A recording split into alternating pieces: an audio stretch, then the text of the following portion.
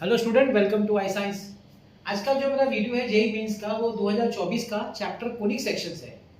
Conic section में मैंने आपके लिए देखे इसमें एक कॉम्बिनेशन है पैराबोला का और सर्कल का।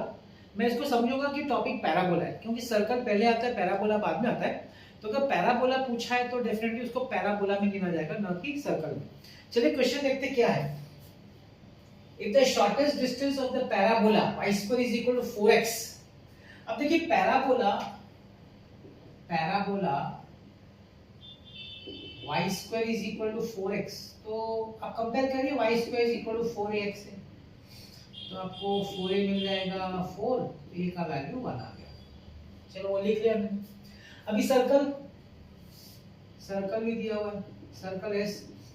इक्वेशन क्या दिया गया है, x square plus y square minus 4x minus 16y plus 64 is equal to 0। इसको किससे कंपेयर करने का, ax square plus by square plus 2gx plus 2fy plus c equal to 0। तो उसमें a का वैल्यू 1 है, b का वैल्यू भी 1 ही रहता है जनरली तो। और यहाँ पे आपका 2g हो जाएगा -4, 2f हो जाएगा -16 और c हो जाएगा 64। ठीक है। अब देखिए यहाँ जनरली a और b वही रहता है, लेकिन मैंने वो जनरल फॉर्म ऐसा लिखा। अब देखिए यहाँ पे हम लोग इसमें से क्या ढूंढ सकते हैं, सेंटर ढूंढ सकते हैं। Centre c minus g minus है, तो क्या हो जाएगा भाई। अब देखिए g का वैल्यू हो जाएगा आपका 4/2, 2 हो जाएगा, -2 होगा, लेकिन ये माइनस जी तो 2 लेना पड़ेगा। f हो जाएगा -8, लेकिन माइनस साइन है तो 2, 8।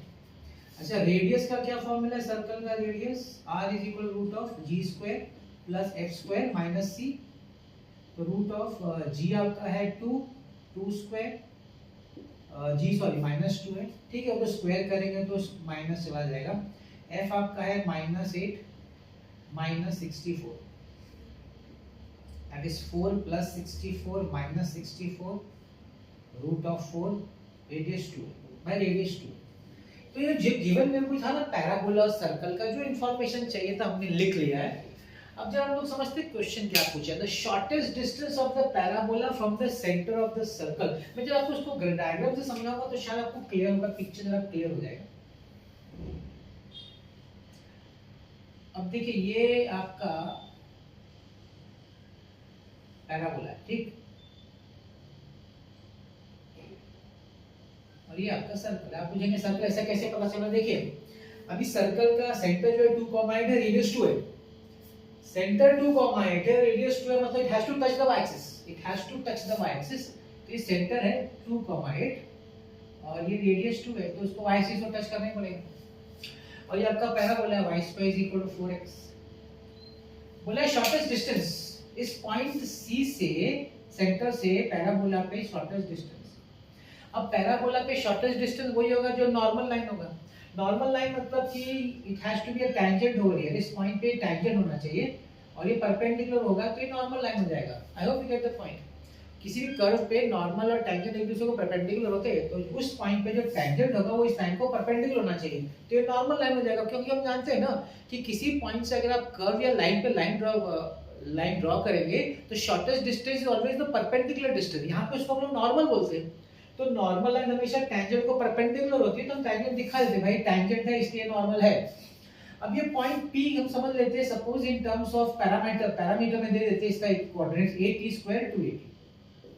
हमको पूछा क्या डिस्टेंस, यही शॉर्टेस्ट डिस्टेंस है, मतलब इन शॉर्ट हमको पता करना है PC का वैल्यू, PC, क्योंकि उसको D लिखा है, D, CC को D मिलेगा तो D स्क्वायर तो मिल जाएगा, वो तो ठीक है, तो बात की बात है। मतलब हमको PC जिसको हमने D से रिप्रेजेंट किया, D से एक PC को वो फाइंड करना है। वो कब मिलेगा, जब हमको पॉइंट P मिलेगा, है कि नहीं। पॉइंट P मतलब मैंने पैरामीटर में इसलिए लिया क्योंकि एक ही अननोन है T, A तो पता है, A का वैल्यू 1 आ चुका है, तो हमको सिर्फ P ढूंढना है, कोऑर्डिनेट P मिल जाएगा, डिस्टेंस फार्मूला अप्लाई करेंगे, प्रॉब्लम सॉल्व। T कैसे निकालेंगे, अब देखिए नॉर्मल है। I hope you know the equation of normal. अच्छा, इस मजेदार बात सुनिए क्या है, मजेदार बात ये है कि नॉर्मल और टैंजेंट्स डिलीट हो चुका है 2024 में से, ठीक, और 2024 पूछा। तो ऐसा बहुत सारा क्वेश्चन जो डिलीट किया गया मगर पूछ लिया गया। अभी क्या होता है कि कंप्यूटराइज होता है, अपना कुछ चेक नहीं किया गया होगा, आ गया क्वेश्चन। ठीक है, equation of normal to the parabola. तो इसका इक्वेशन क्या है, y प्लस xt या tx whatever is equal to 280 plus 80 cube. ये आप जानते होंगे नॉर्मल का। अब जो लोग एडवांस पढ़ रहे हैं उनको तो सब आना चाहिए फॉर्मूला। वैसे भी थोड़ा फॉर्मूला देख लेने का, ऐसे ही होता है कि नहीं होता है बोलते नहीं होता है फिर भी पूछ लेते हैं, है ना, तो इसमें कुछ कर नहीं सकते।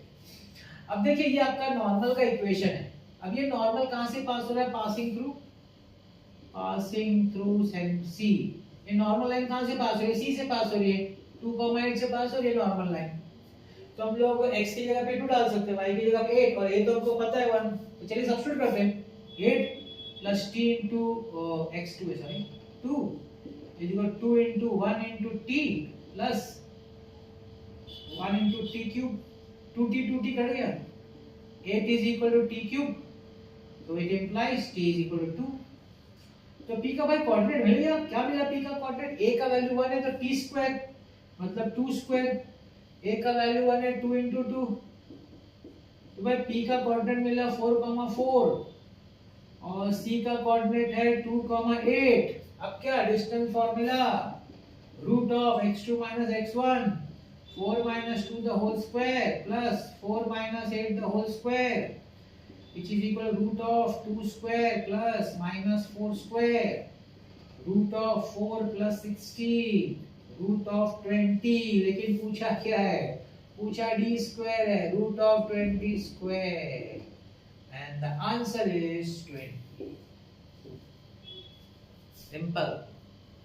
वापस बता रहा हूं, इसमें एक प्रॉब्लम है, नॉर्मल का हम लोग को यूज करना पड़ रहा है, नॉर्मल कंडीशन, और नॉर्मल कंडीशन के लिए इक्वेशन ऑफ नॉर्मल यूज करना पड़ेगा, पॉइंट p का क्वाड्रेंट निकालने। और 2024 में टैंजेंट से नॉर्मल डिलीट हो गया था, लेकिन चलो अभी धीरे धीरे शायद वो लोग का सब क्वेश्चन जो कंप्यूटर में डाला होगा निकालने में टाइम लगेगा, सब निकल नहीं रहा होगा, तो आ गया क्वेश्चन एग्जाम में, तो ये उसका आंसर है।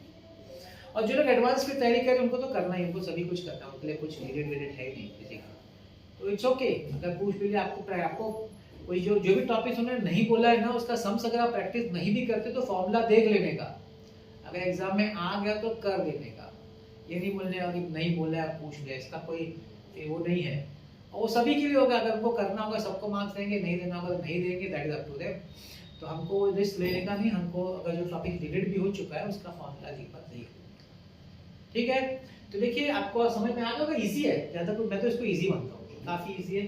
पैराबोला सर्कल कंडीशन अप्लाई करो, सिर्फ यही चीज था, तो यही चीज है थोड़ा सा ट्रिकी, ये मालूम है तो फिर कुछ नहीं। तो बस ऐसे ही मैं आपके समझ ला रहा हूँ, पीवाईक्यू ला रहा हूँ, देखते रहिएगा। मेरा सीटी का है, मेंस का है, एडवांस का है, देखते रहिएगा मैथ्स के पीवाईक्यूज। आपको एक काम करना है, आपको एक फॉर्मूला बुक अपना अच्छे से बनाइए और एक अच्छा सा रेफरेंस बुक लीजिए, उसमें से प्रैक्टिस करिए और वीडियो मेरे पीवाईक्यूज देखते रहिए। आप देखिएगा आपका कैसा धड़ाधड़ इंप्रूव होता है, बहुत अच्छा इंप्रूवमेंट होगा। मैं अलग अलग टॉपिक से लाता हूँ ना, तब आप देखेंगे तो आपको भी एक चैलेंजिंग लगेगा, मतलब करने से पहले आप खुद भी सोच सकते हैं, मेरा वीडियो पॉज करके आप खुद सोच सकते हैं और बाद में देख सकते हैं कि आपने जो सोचा वो सही निकला कि नहीं, बस दैट्स इट, उससे ज़्यादा कुछ करना नहीं है। आपको आ गया तो very good, that's very nice. देखते रहिएगा मेरा वीडियोस। आज का वीडियो देखने के लिए बहुत बहुत धन्यवाद।